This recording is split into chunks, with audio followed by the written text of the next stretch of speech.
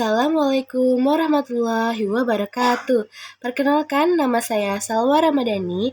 Saya dari kelas 10 Saha Layanan Wisata, SMK Sahid, Jakarta. Dalam video kali ini, saya akan membahas salah satu materi penting dalam pelajaran IPS, yaitu tentang permintaan, penawaran, harga keseimbangan, dan pasar. Yuk kita pelajari bersama bagaimana konsep ekonomi ini mempengaruhi kehidupan kita sehari-hari. Apa itu permintaan? Permintaan adalah jumlah barang atau jasa yang ingin dibeli oleh konsumen pada tingkat harga dan waktu tertentu. Artinya, kalau harga barang turun, biasanya permintaan akan naik. Sebaliknya, kalau harga naik, permintaan bisa menurun. Contoh sederhananya, kalau harga es teh 5.000 banyak orang beli, tapi kalau harga naik menjadi 15.000, kemungkinan hanya sedikit yang mau beli. Faktor-faktor yang bisa memengaruhi permintaan ada 5. Yang pertama, harga barang itu sendiri. Yang kedua, ada pendapatan konsumen. Yang ketiga, ada selera atau tren. Yang keempat, ada harga barang pengganti atau substitusi dan kelengkapan atau komplementer.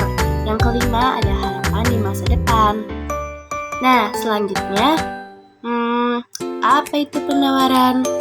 Penawaran adalah jumlah barang atau jasa yang tersedia dan ingin dijual oleh produsen pada tingkat harga tertentu dalam suatu waktu tertentu. Nah, semakin tinggi harga suatu barang, maka produsen akan cenderung meningkatkan penawaran karena mereka mendapat untung lebih. Contohnya, jika harga cabai naik, petani dan pedagang akan berusaha menjual lebih banyak cabai ke pasar. Apa aja sih faktor-faktor yang bisa memengaruhi penawaran? Jadi di sini ada 5. Nah, yang pertama itu ada harga barang. Yang kedua ada biaya produksi. Yang ketiga ada teknologi produksi. Yang keempat ada harapan terhadap masa depan. Yang kelima ada pajak dan subsidi dari pemerintah. Nah, selanjutnya ada harga keseimbangan atau disebut equilibrium price. Harga keseimbangan adalah harga di mana jumlah barang yang diminta sama dengan jumlah barang yang ditawarkan. Di titik ini tidak ada kelebihan barang maupun kekurangan barang. Harga ini termasuk secara alami melalui interaksi antara penjual dan pembeli di pasar. Misalnya, di pasar, jika terlalu banyak barang tapi pembeli sedikit, maka harga turun. Kalau barang sedikit tapi banyak yang ingin beli, maka harga naik.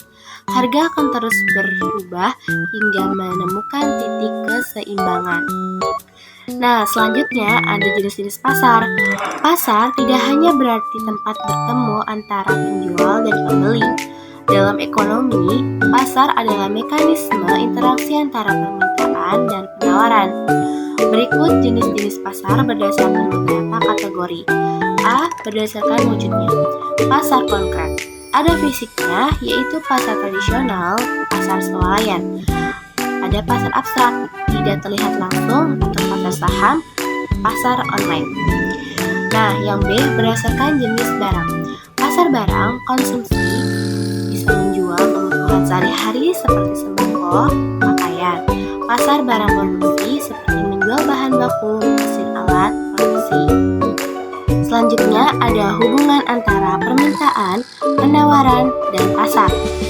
Di dalam pasar, permintaan dan penawaran bertemu. Dari pertemuan itulah terbentuk harga barang dan harga jumlah yang dijual. Jika tidak seimbang, maka akan ada penyesuaian harga yang disebut mekanisme pasar. Itulah sebabnya kita sering melihat harga naik atau turunnya, tergantung pada ketersediaan barang dan daya beli masyarakatnya.